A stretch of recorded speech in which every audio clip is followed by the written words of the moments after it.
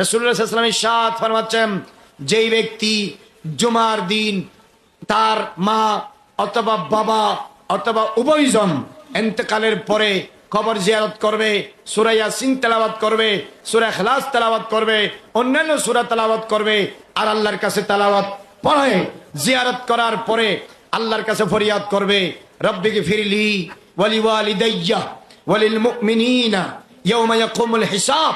আল্লাহ তুমি আমারে মাফ করে দাও, আমার মা বাবাকে মাফ করে দাও, পৃথিবীর সব মুমিনকে হিসাবের দিন মাফ করে দাও। রব্বির হামহুমা কামা রব্বায়ানি সগীরা।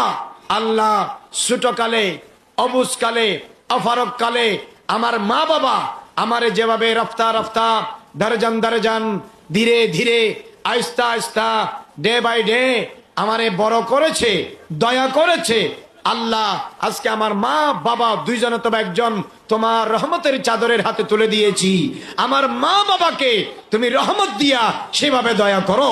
এভাবে যদি দোয়া করে আল্লাহ নবী ইরশাদ ফরমাচ্ছেন, গুফিরা লাহু, ওই মা বাবার গুনাহও মাফ করে দিবে, ছেলের গুনাহও মাফ করে দিবে, এবং আমলনামায় লেখা হবে জিয়ারতকারী মা বাবার কবর জিয়ারতকারী ছেলে দুনিয়াতে নেক সন্তান হিসাবে আল্লাহর খাতায় লিখে দেওয়া হবে। বার করে বলুন না সুবহানাল্লাহ।